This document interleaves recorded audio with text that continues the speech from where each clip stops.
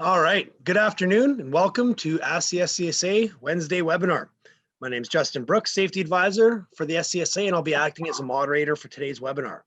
So before I start the presentation, I just wanted to take a moment to discuss a few items before we get going. This webinar is being recorded and will be available for later viewing on Facebook and our YouTube channel. So if you're not following our social media accounts, make sure that after this webinar, give this video a like and a share. Follow our pages to keep up to date on safety in Saskatchewan.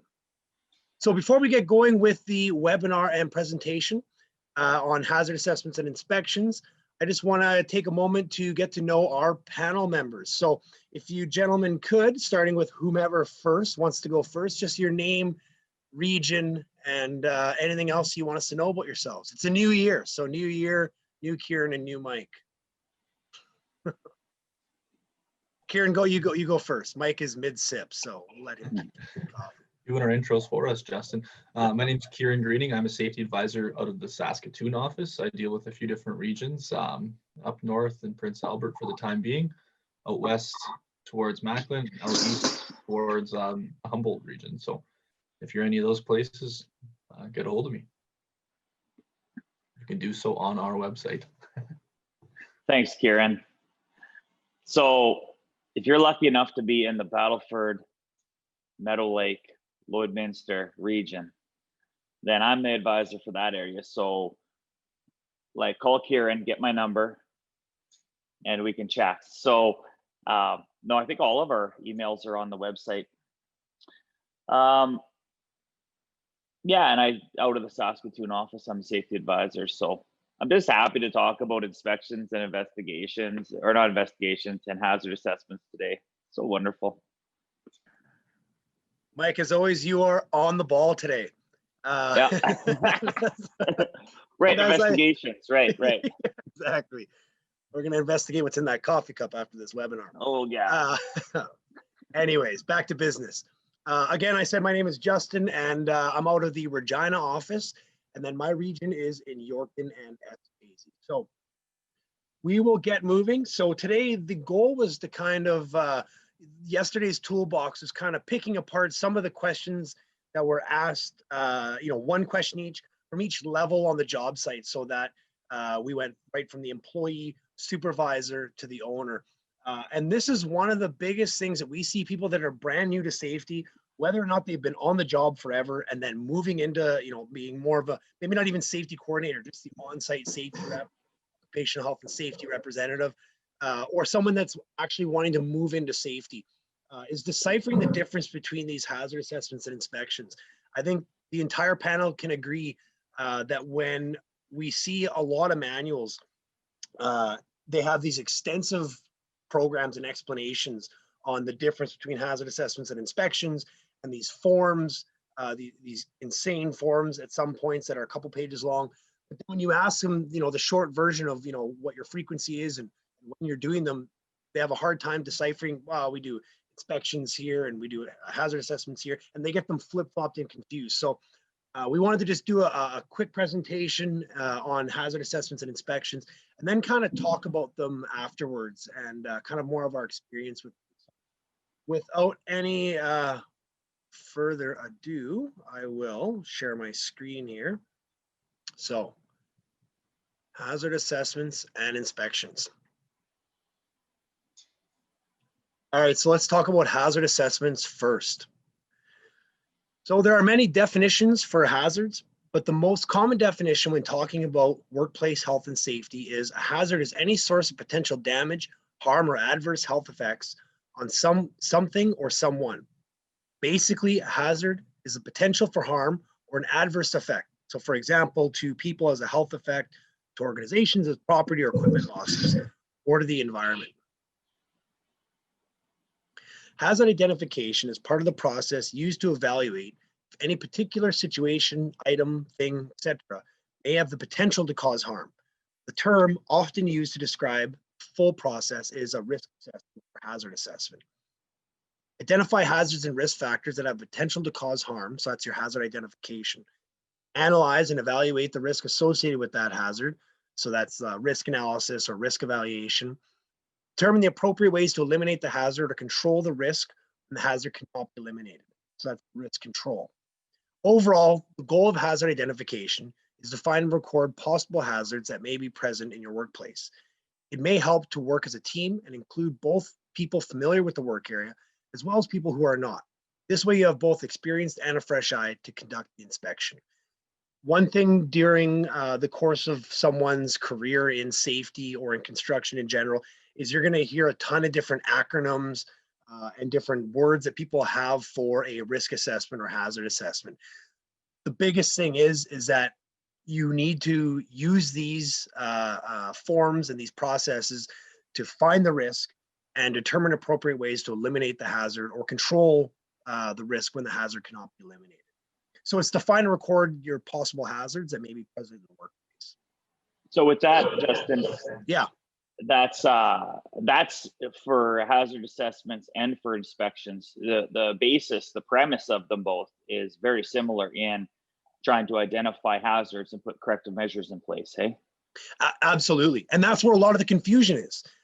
Some people will have the exact same form just with a different title over top. And while that's not necessarily wrong, I mean, you have separate forms, that's where a lot of that confusion comes from.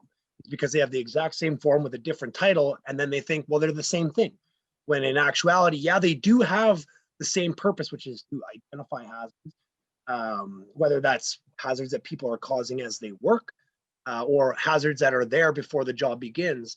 There's a lot of confusion that happens between those two because of how similar they can be in their main goal. Absolutely, Mike. That's a good point. All right, so why is this not? There we go.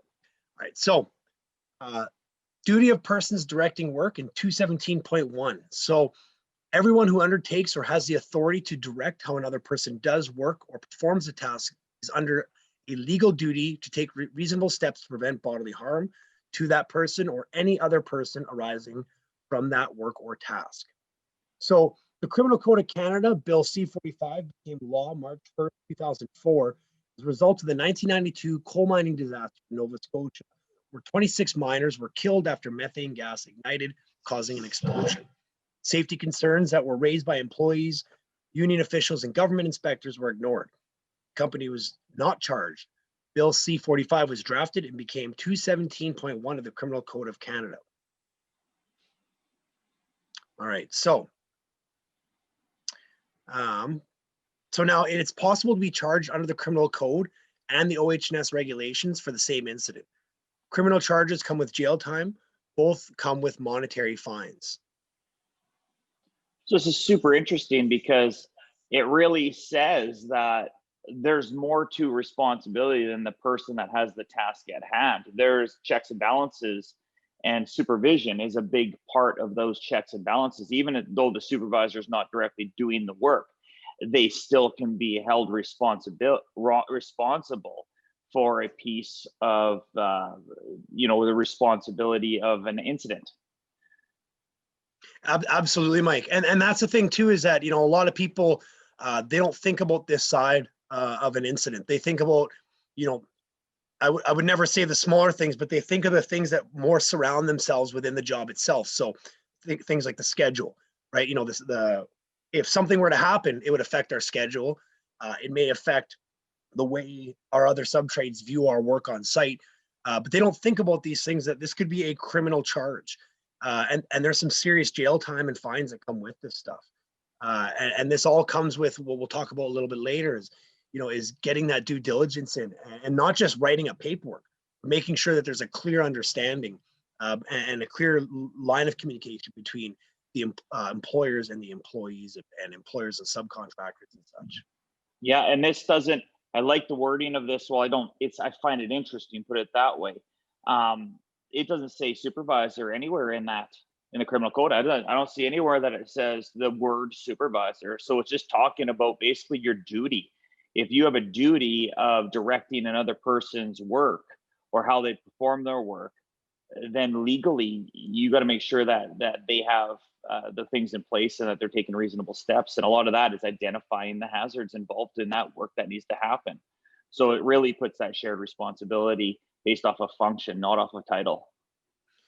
Exactly. And that's one of the big questions that's always asked whenever LSE is taught is who here is a supervisor, and then, you know, out of the people that don't raise their hands, who here has directed the work of others.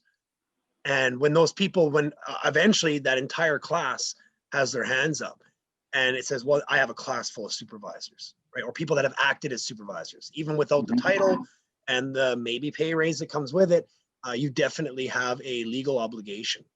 Yeah. Absolutely. All right, so for example of charges under section 217.1 of the criminal code, let's look at the Metron incident. So Metron was set to repair concrete balconies of two 18-story apartments, and they would receive a bonus if done by December 31st. There was a total of 6 workers on the swing stage with only 2 lifelines. On their way down, the swing stage broke. 4 of the 6 employees fell to their death. 1 employee was seriously injured, while 1 worker survived. The company was fined $750,000. The project manager was charged with 4 counts of criminal negligence causing death, and for 1 count of criminal negligence causing bodily harm, and received 3.5 years in jail. The project manager tried to appeal. The conviction was upheld upon appeal in January 2018. Your only defense in this case would be proving your due diligence. Proving you have done your due diligence is the only defense to section 217.1. Due diligence requires that the party charged be able to establish they took all reasonable care to avoid the particular event. You'll be required to have documentation to prove you did everything possible. So for example, policies, inspections, and checklists. Ensure you have proper paper trail as a proof. So if an employer, say, buys a ladder for the employees to use, the ladder is CSA approved, and then provides instruction to employees on the use of the ladder, develops a safe work procedure on the use of the ladder, inspects the work site to ensure the ladders are used properly, provides an inspection list for the ladder, the employer will now have available the defense. This sounds like a lot, but it's really not. It's really not a lot of work to put these into practice. And for the most part, once it's done, you know, you have to come back and ensure that it's revised, that it meets all current legislation and way your company conducts business. But once certain things like this are written, there's not a lot of work that goes into it other than the revision that needs to take place eventually if things change, right? and revising. So it seems like a lot of work, but it's really not. And as advising staff, we're here to help you with all of that. So we can definitely assist you in ensuring that you're getting your due diligence complete. So due diligence is demonstrated before an incident occurs, not after. So if we're looking at our pictures, which should come first, the accident or the training? In general, if an employee has an accident, they're sent for training after the fact. But training should be done first to prevent the accident from occurring. It needs to be proactive, not reactive. And it's a good thing to remember to keep all your documentation of any training that's completed. Now, that's not to say that it didn't follow this exact sequence. You could have provided all the training to a worker and something happens. At that point, during what Mike is just yearning to talk about, which is those investigations, it may be determined that that person should be sent back for some retraining. Most likely would, depending if it was especially an incident like this, right? On the left there. I'm so glad we're finally talking about investigations. I'll hold off a little bit. I'll come back to it. Mike's a real Columbo. All right. So when it comes to the 3 factors for due diligence, because I really want to push this home with due diligence here, because when we talk about hazard assessments, inspections, this is a massive part of, you know, not only the moral obligation of doing these couple of things on a job site, but that legal obligation as well. So in determining whether your defense of due diligence is valid, a judge or jury considers 3 main factors: foreseeability, preventability, and control. Now, could a reasonable person have foreseen that something here could go wrong? I would imagine so. Would it be foreseeable that this worker got injured?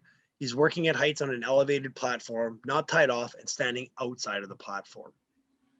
Reasonably, I think we can look at this and say that something can definitely happen here and someone can get very injured. Now, preventability. Was there an opportunity to prevent the injury or incident? So let's say the incident was the worker dropped the air nailer and fell reaching for it. Could this have been prevented? Absolutely, by wearing a fall protection harness and tying off to the roof. So when we look at this, we know that there was an option for preventability to make sure that something bad didn't happen to this worker. And then control. Who has control over the job site? Are they present on the job site? Are they involved? Not only with the job site and how it's working, but the safety side of things as well. We're going to be looking to see who has the greatest degree of control. And this comes down to even individual tasks, that who has the greatest degree of control, who has the training, who could take all these elements together, the foreseeability and preventability, and have actual control over the way that they're done. Just because a supervisor or superintendent or owner is claiming that they had no idea these things were going on, they still have a massive amount of control over the job site itself. And for some reason, my picture disappeared here. So it was supposed to be a picture of the core symbol. So, oh well, we'll keep going. But now that we've covered due diligence, let's talk about hazard assessments. There it is. Never mind. Here are two variations on hazard assessments. So the first variation is completed before workers arrive at site. These are usually conducted by management and supervisors, and maybe some subcontractors. So let's say we're going to build a house on this site. Everyone would meet and discuss the hazards. So we have to ask, what's the first step? The first hazard could be, we're going to dig a basement. So we're going to dig a hole. So some of the hazards are people could fall in. Control, we're going to put up a construction fence. So we need to figure out what these pipes here are for, what they lead to prior to digging. We might have to create policies or procedures. Excavation equipment's going to have to be on site. We have to ask, is there underground hazards? Has anyone called dial before you dig? This is done prior to work commencing. Saves time as hazards are already recognized and controls are in place. This would be the first hazard assessment done on site and could be referenced as a milestone assessment, as breaking ground or opening up a job is a milestone. New milestone hazard assessments are performed at different stages of construction as well. So we'll describe more on this later. Think ahead and control hazards, so when workers show up, they'll know what you want them to do. The second one is done once the workers get to site before they start work. The same form can be used. So once the job is started, the workers should do a hazard assessment before they start work. All hazards identified need to be controlled prior to work commencing. So in this picture, possible hazards could be tripping hazard on excessive material. The control would be clean up the work area. Keep in mind that this is an example and used for a very specific reason. A common mistake when filling out the hazard assessment involves housekeeping. Many people will write down the hazard as slips and trips, and the control is clean up area or keep area clean. When filling out a hazard assessment, we want to be much more detailed than that. What are we slipping on? Where is it? So let's say in this picture, this housekeeping disaster was located on the northeast corner of the job site. Under hazard location, we would write, under the hazard, we would write job site materials on ground, creating a tripping hazard in northeast corner of the lot. We need to get this cleaned up. We also need to ensure no other workers are injured by it. So under a control, we might write barricade area and clean up, stack, organize. Now, there's a lot of different ways to do this. If this area is going to be like this for a long time, it may be in the best investment of the company to just actually put a secure fence around. If it's going to be something that, hey, we're going to need all these sticks, we're going to need all these 2x4s for some forming coming up, it might be wise to bring in a skid steer and have people start from the outside, work their way in and start cleaning it up. Either way, you have to identify that hazard, identify the location, identify a control, and write down who's going to be in charge of controlling it. We're going to get to that in a minute here. Hey Justin, I've been on I've been on sites before where after further investigation, because there's like an open hole and they were digging a basement for a group home in a municipality. So it was actually I think it was the municipality's job site, and they would have contracted it out. But you can tell just right out the gates, they didn't do a pre-job hazard assessment because they dug the hole left the site wide open without any fencing. And there was a school, an elementary school, 1 block away. And there was water and mud at the bottom of this excavation.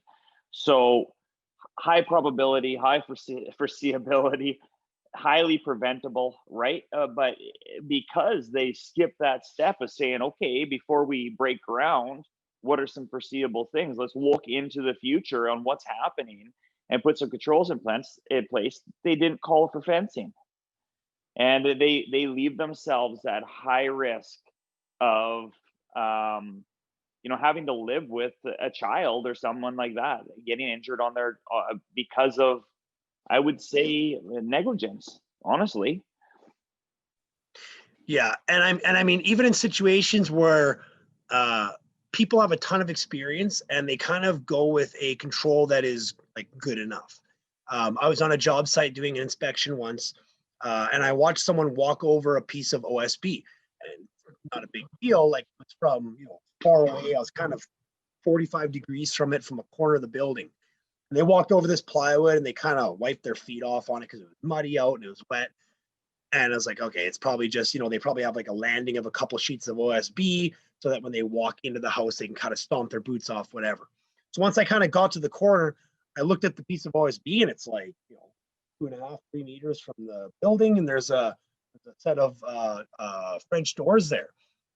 And so I kind of looked at it and I go, oh, well, this can't be good. I lift it up because I knew exactly what it was going to be. I lift up the OSB, 1/2-inch OSB, and there's a 24-inch pile hole there.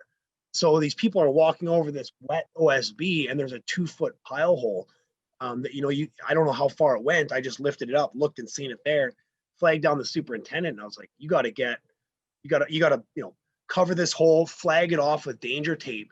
To know that people, and there's young people working there and things like that, right? Like some greenhorns, and someone had walked right over top of it, and I had asked the person that walked over top, did you even know there was a pile here? I had no idea. And even he had said, thankfully I walked on the right side of it. The pile hole was on the left side of it. The pile hole was more to the right. He walked over the left and kind of scraped his boots quick as dragged his feet. But he goes, it could have been. He's a slender guy, right? A 2-foot pile, 20-inch pile. Doesn't take a whole lot to have someone, slip down, especially if they go to grab the sides and their arms come up. Even if it's not that deep, it can cause some serious injury. Well, and those kind of things can get caught in the inspection process. So if someone doesn't catch it in the hazard assessment process saying, okay, we're going to have this open hole here, what are we going to do? And then some random person chucks a piece of OSB on it and goes for lunch. An inspection process should not let that hazard stay there for very long, because it's still a hazard. Like you threw OSB. I've been on decks before, on entranceways that everyone's had to use, and had major hazards in those areas where everyone's walking and no one's picking it up. Like broken ladder. Everyone's using this broken ladder to get in and off a site. It's like, well, why are you using the broken one there? Oh, because we didn't want to use it in sight. So we're just going to use it at the entranceway where we can kind of tie it off. It's like, well, this thing's bent. And I've seen, not walked because I look down, but I've seen where people have slapped drywall on a deck, just on like as your footing. And it just gives this false sense. And people assume that the person before them would act properly. Well, in a sense like that, when you have a piece of 1/2-inch drywall on a deck with a 12-foot drop underneath, and that's your walkway, like you can't just take for granted that everyone else is doing all the proper things. That needs to be checked. These checks and balances as a project moves forward are so critical. Yeah, 100%. It's kind of we used to talk about it a lot in construction when we were doing some framing. The attic theory is that, when someone's walking the trusses or something or whatever, and guys are up framing up really high and they can see the ground, they get a little freaked out. But the moment it's boarded up, you don't seem so scared anymore. It could be vaulted ceiling, 26-foot ceilings, and all of a sudden you're not scared anymore.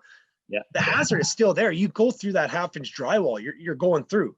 I mean, it's as simple as that. But because there's that covering, right? It doesn't even matter how strong it is. It could have been cardboard, and you'd feel safer because you don't see the ground, right? Just because you don't see the hazard doesn't mean it's not there and just as lethal.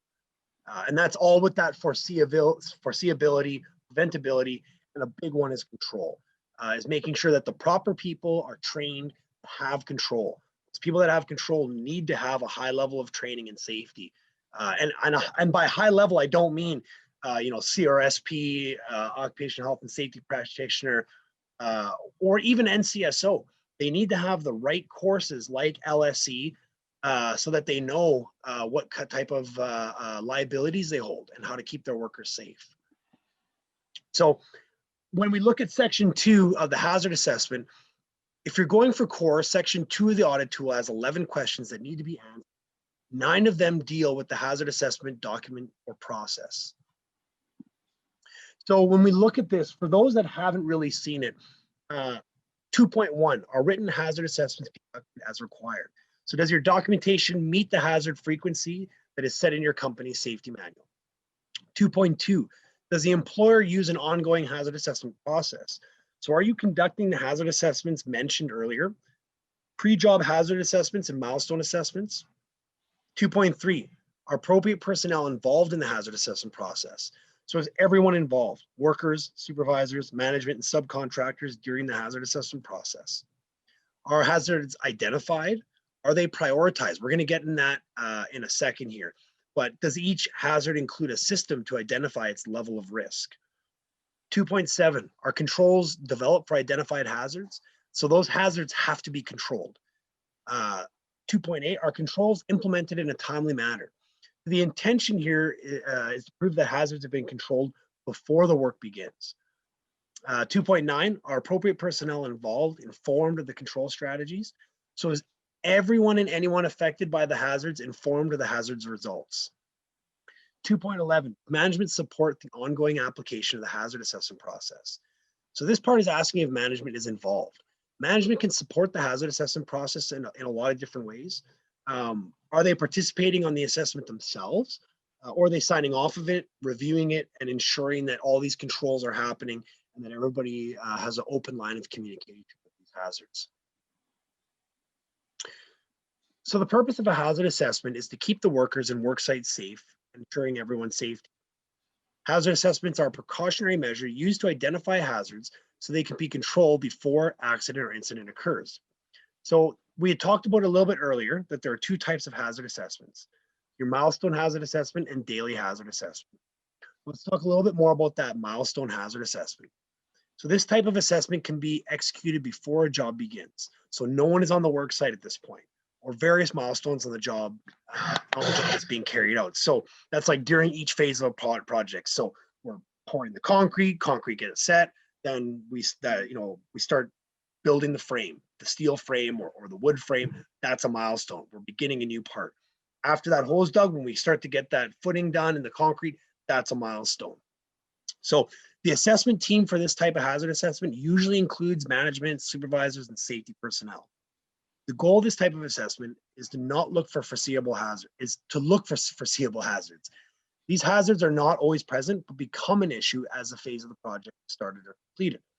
So for example, building a steel frame, like a commercial building, you're more likely going to have a crane on site.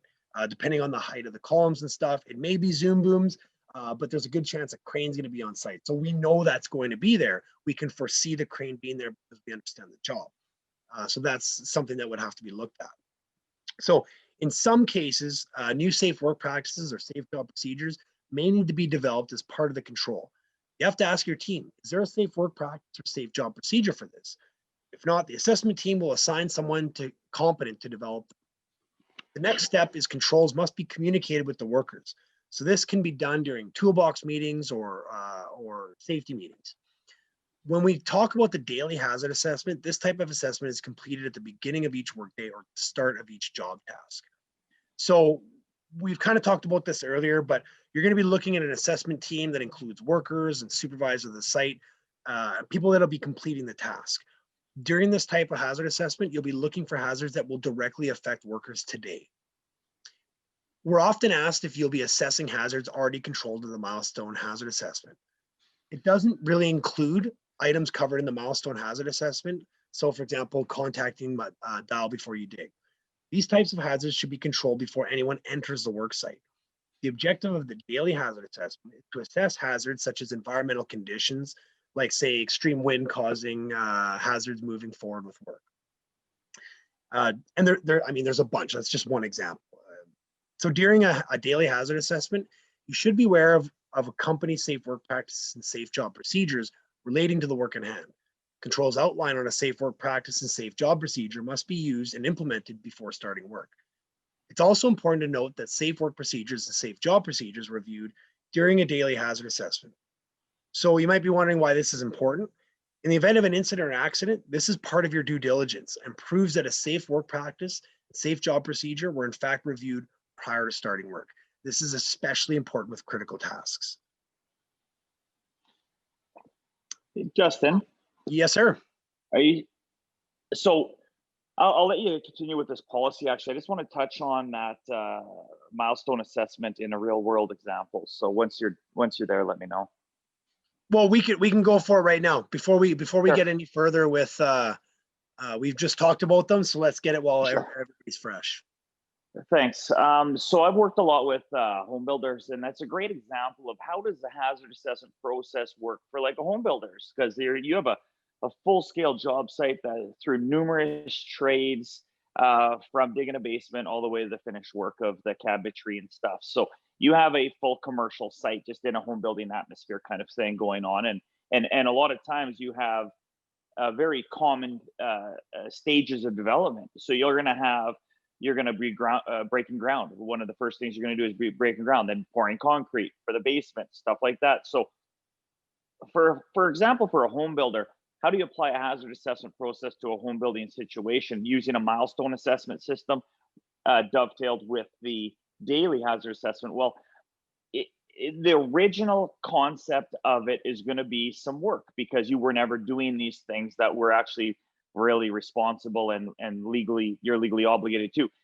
But when you implement it, the implementation is going to be the tough part. But once it's part of your system, it really isn't tough. Once your trades are on board with it and understand how your job sites work, which honestly, if you don't have those things in place and your sub trades are working on other people's sites as well, they're going to be familiar with this process a lot of times. But a milestone, so your milestone 1, you got your basement digging and stuff like that. You get your excavators involved in that process. If you're going to involve the concrete trade into that same milestone 1 or the pre-job, they can be part of that process too. And now you have a template moving forward that you could say, okay, on our next project, milestone 1 is our excavation and concrete. Okay, and we've already identified some of the common hazards on any site that we're going to be doing excavations and concrete. Now there's going to be specifics like overhead power lines, things like that you need to deal with on those specific sites, but those get added. So you actually then have a template moving forward for home builders. For example, you can look at how many trades you bring in your phases of development. You can say, okay, well, I got like 12 phases of development that I'm going to break this into, and I'm going to create 12 milestone assessments. So anytime a trade shows up on site, they're going to review that milestone that the job project's in, and that's going to get them up to date on a lot of those hazards that you even alluded to, or as you said, that they don't have to be re-encompassed on your daily hazard assessment because they're taken care of in the milestone. So now the trade comes in, reviews the milestone, says, okay, I understand these hazards, I understand the controls, and I understand where we are in development, I understand there's a crane on site, whatever it is they need to understand from a home builder perspective, from a larger scale of the development. And then they say, okay, well, today I'm going to be doing some soldering, or I'm going to be doing some, cutting of steel, or whatever it is. I'm going to have a piece of equipment on site. And they say, okay, well, I can put that on my daily hazard assessment, the functions and the processes I'm using, and use that in conjunction with the milestone assessment of the milestone that I'm in right now. And therefore create a good starting point to a safe day at the job site. You know what I mean? Yeah, absolutely. And that's the beautiful thing about, a safety program is when you have one that works well, there's a lot of different pieces you can use to your advantage to almost save time, right? When those different milestone assessments are done, like you said, using that last one to kind of show anybody that comes onto site, these are some of the things that we've identified, as well as here's our daily. These are things that we've corrected that can still possibly be going into the next milestone, could be an issue. And then here's our daily hazard assessment. This is what we've discovered today, what we've controlled, or what we're waiting on. This is a reason why you can't go on the second floor. Don't just go through the tape, because on some, that's a big commercial residential site. A small one where, subtrades have keys, they have different keys and stuff. They all of a sudden go in and the second floor is roped off. Well, I need to get my compressor that I left up there. Well, unfortunately, I had no idea. The contractor unbuckled the stairs and it's hanging, by one 2x4, and nobody was supposed to be in that building that day. So, having that stuff, now granted, that's not a safe practice to do, but just using it as a really quick off the top example, these are why these things have to be reviewed.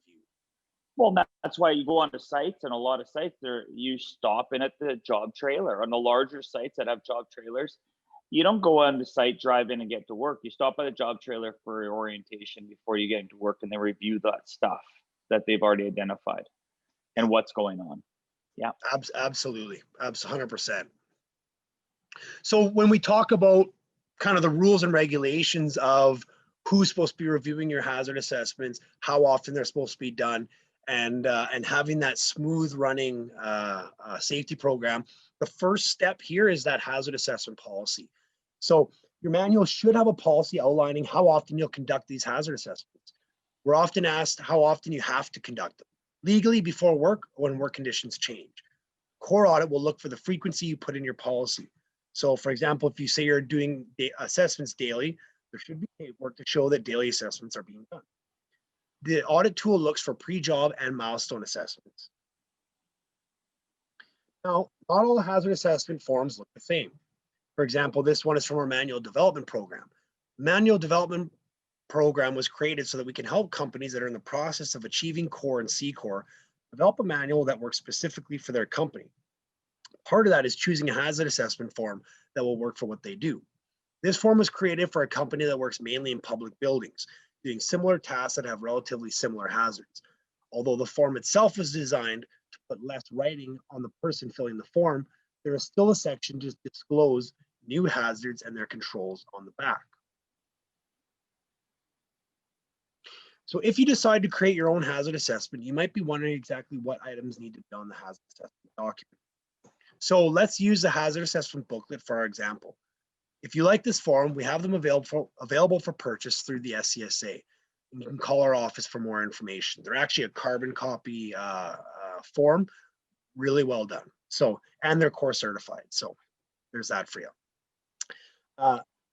So some things that need to be on there is the date of the workers completed the document, the job site location, spot where the employees covered the assessment can print their names and sign, spot to write down critical tasks being completed and the procedures that they'll follow, spot to list hazards found, prioritize or risk, rank the hazard, put the corrective action, date, time the action was implemented, and a spot for who implemented the control.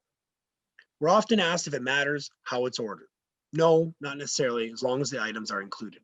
Although to put it in a linear fashion, it just makes it easier for everyone.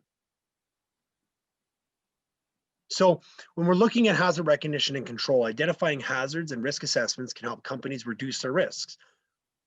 So the hazard recognition and control involves 4 steps. So step 1 is determine what hazards are present in the workplace.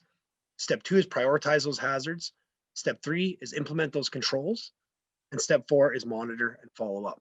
It's all about making sure you close that whole loop. So the hazard assessment document must have the following items: the date workers completed the document and the job site location. You need this information for your records and so that the auditor can determine and make sure that you're conducting things on your frequency that you stated. Your assessment will require a spot where the employees covered by the assessment can print their names and sign. This helps to establish who is all involved. It's not necessarily a legal document, it does not have to be perfect, as the process involves workers and safety and shows they are making an effort. Now, granted though, this is part of your due diligence, right?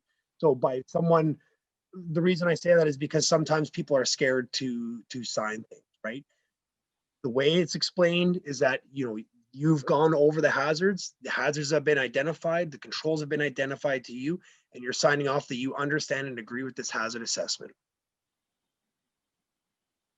So then the document must have the following items: a spot to list hazards found, prioritize or risk rank the hazard, number and letter, the control, the date, time the control was implemented, and who implemented the control. Task steps are not necessary.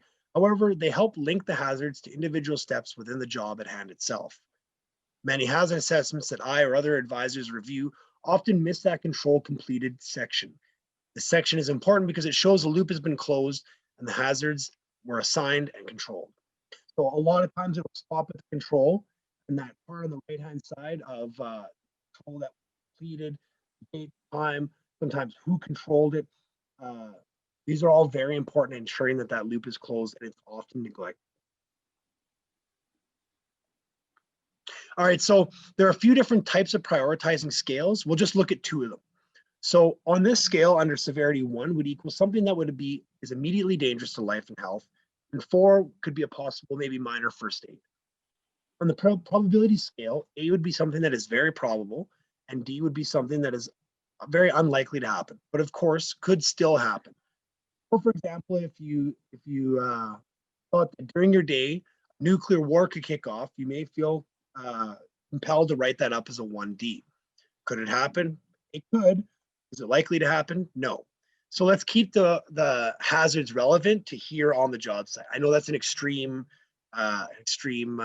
circumstance, but it's important to just realize that it's supposed to be about the here and now on this job site. So on the prioritizing scale, let's risk rank this hazard. So we're talking about the worker on the platform. So what's the hazard? Would it be an improper use of air work platform, improper use of PPE, so because their boots are untied? Keep in mind there's not necessarily any wrong answer. The process of looking for severity and probability is to stop and think. So when you rank it in the severity column, and then you rank it in the probability column. So for this hazard, you might write a 2B in the priority column. And that also could depend on the height of the machine, the experience of the worker, all sorts of things, and not necessarily just in that situation. I mean, in any situation. So there are a ton of different scales. You have to find the one that works for you. So here's a different scale. It uses severity to come up with a high, moderate, or minor, and likelihood to come up with an unlikely, likely, or very likely. Then you go to the chart for each individual section. So if you have a moderate on the severity scale and likely on the likelihood scale, that would give you a 4. In this case, you cannot go to work until it is in the green. Now, I'm not showing you these in hopes you change your system, because there really isn't any right answer for the most effective hazard assessment. The right assessment for you is the one that you do properly and that fits within the mandates of CORE and C-CORE audit tool. So some hazard assessments have a column for prioritizing the hazard after the control is in place. Rerisk Ranking hazard gets workers to stop and think after putting the control in place and ask, have the hazards changed? It makes you answer the question, have I reduced the risk to an acceptable level? This is not necessary for CORE, but on the form, there is a control by column on the far right side that aids in follow-up as you know who to talk to and see if it was completed. The other form we discussed earlier does not have this column, so feel free to add it if you think this would suit your company. All right, so we've gone through the hazard assessments. There's only a few slides left because a lot of the information about hazard assessments and the way they're conducted and what you're looking for kind of is in the same realm of inspection. So let's look at what the law says. So in section 28, when we discuss law and inspections, let's start with section 28 of the Occupational Health Act and Regulations. So inspection of a place of employment. 28.1, an employer, contractor, or owner shall enable members of a committee or representative to inspect a place of employment at reasonable intervals determined by the committee or the representative and employer, and the committee being the Occupational Health and Safety Committee. On written notice by the committee or the representative of an unsafe condition or contravention of Act or any regulation made pursuant to the Act, the employer, contractor, or owner shall take immediate steps to protect the health and safety of any worker who may be at risk until an unsafe condition is corrected or the contravention is remedied. As soon as possible, take suitable actions to correct unsafe conditions or remedy the contravention, and inform the committee or the representative in writing of the actions that the employer, contractor, or owner has taken and will take pursuant to the clause B, or if the employer, contractor, or owner has not taken any action pursuant to the clause, the employer's, contractor, or owner reasons for not taking action. You have to have a reason why they're not taking action. During an inspection, you are checking to see if workers are following the proper practices and procedures you've laid out. It's also to check to see if controls have been put in place for any hazards. During the formal inspection, be sure to document everything. So that's your due diligence. So what's the difference between the two documents? So the best way, and the answer I always give to people is a hazard assessment is done before the work starts, and the inspection is done while the work is being conducted. If people are working, it's an inspection. If not, it's a hazard assessment. The assessment makes the job safe for employees. The inspection checks to make sure the employees are safe. So I hope that kind of makes sense. The inspection is an audit of the job site to see if the employees are following safety rules and regulations, company policies, and procedures. It's basically a snapshot of the safety program at that moment. Inspections look at people, places, and things, and answer questions such as, are workers following procedures? Are controls on hazard assessment being used? Supervisors do informal inspections all the time as you look around your work site. While you don't need to necessarily document every informal inspection, you must document any formal inspection. The documents do look very similar. There's a spot to prioritize the hazard, the recommended action or control, and the person responsible to complete the control, the date and time completed. In a hazard assessment, controls must be in place before work starts. The inspection is slightly different. When you complete the inspection, you're not putting the control in place immediately unless it's a high-risk hazard, which we'll talk about on the next slide. During an inspection, you document everything that you find wrong and then assign it to someone to be fixed. Keep track of the assigned items and ensure that they're fixed. The inspection form can help with that. You cannot, no, whoops, I accidentally hit my wheel. You cannot combine hazard assessments and work site inspection documents. They must be completed on separate forms. So for this example right here, so what do you do if you come across this during an inspection? So work being done right now, at least to me, would be a 1A, immediate danger with a high probability. This isn't because scaffolding is inherently dangerous, but because the job that's currently being done is very dangerous and has a high probability for an incident. So what should you do if you see a high-risk hazard during an inspection? With that high of a rating, you must intervene and stop the act. Stop work immediately and fix the hazard. For the hazard in the photo, you would get the worker to come down as safe as possible from the scaffold and most likely retrain the worker on how to build scaffold properly within regulation with the proper personal protection. The big question is, do you still need to document this on the hazard assessment during the inspection? The answer to that is yes. Still write it down in your inspection sheet, but you can mark it as completed. If you don't write it down, it never happened. So be sure to include all hazards that you find in your inspection sheet, even if you fix them during the inspection. This is valuable data that can be used later to identify trends.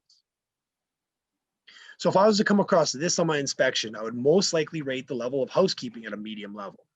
You know, we can't see the entire picture, right? The work being performed on its own isn't dangerous, as using stilts is not illegal in Saskatchewan. However, the worker not using PPE and the housekeeping with the act of using stilts makes this more dangerous. With a medium level of severity and probability, we don't need to outright stop work. However, having the workers put on their PPE and clean up a bit to avoid injury should be dealt with right away. So then do we still document it if we're not stopping work? The answer is still yes, still document. We're often asked how long we should give to fix medium rated hazards. It really depends. In general, 1 to 7 days for a medium hazard, but that also depends on a lot of different factors, and it's really going to be up to your discretion. Even though they're not like immediately dangerous, they still need to be fixed in a timely manner. So considering this photo, this is something that could be corrected immediately.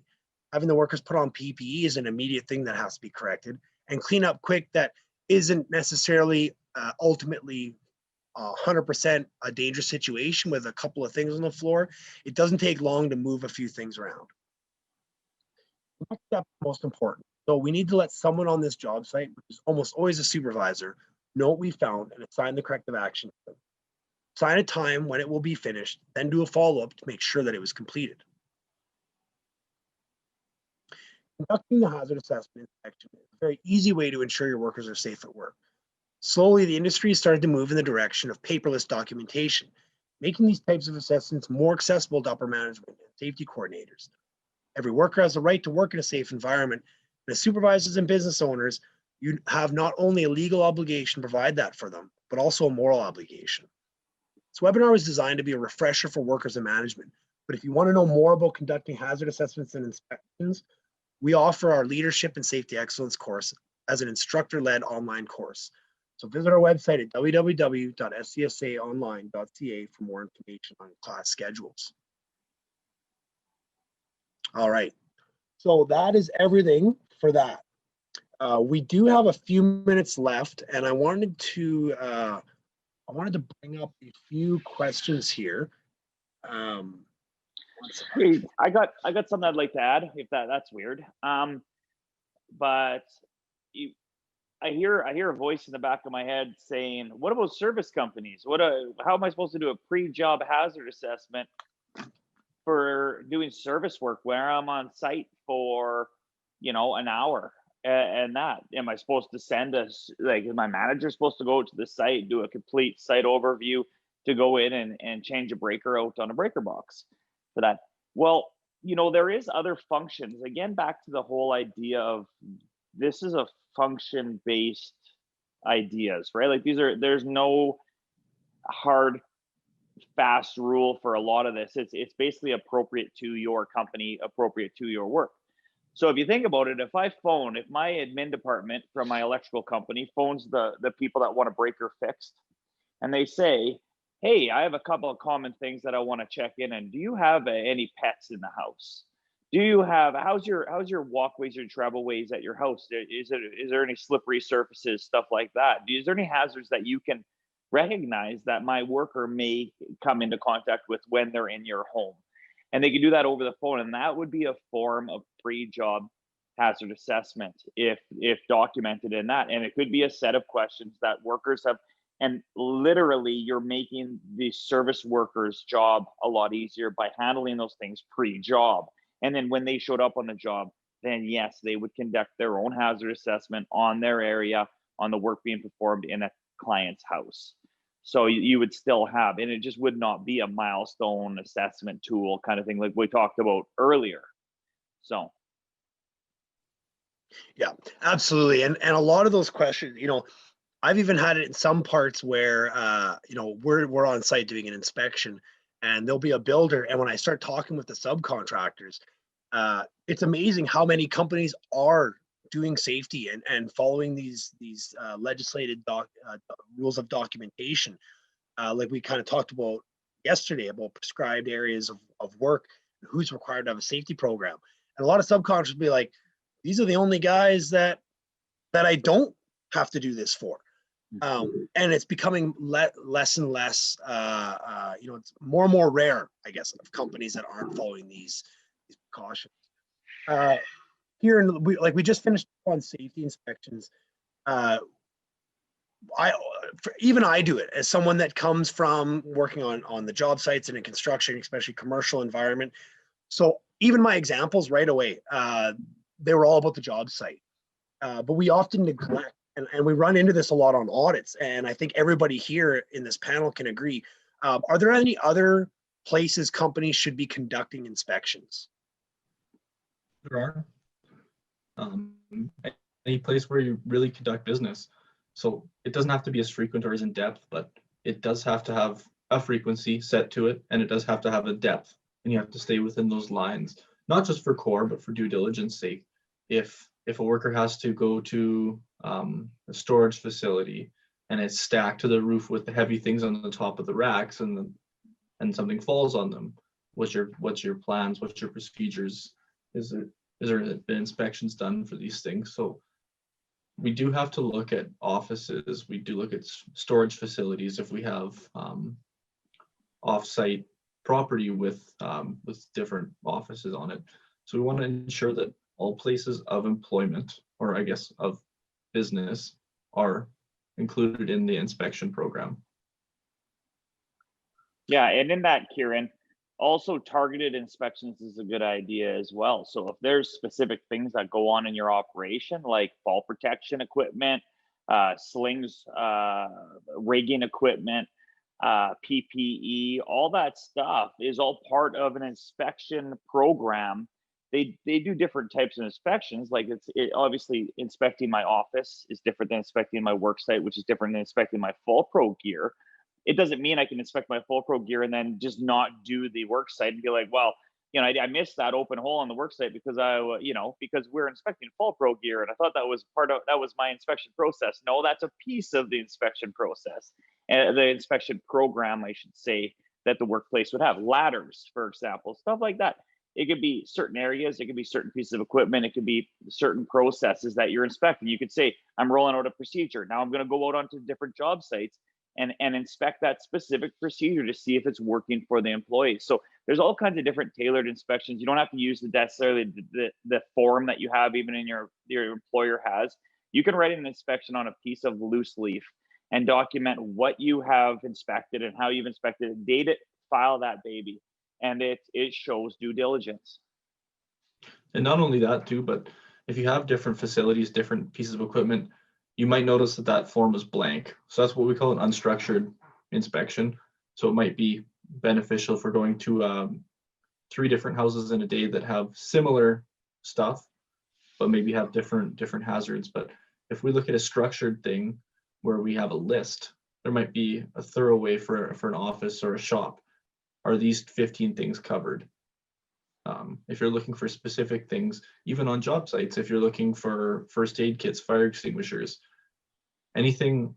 So don't be bound by having a hazard assessment style inspection.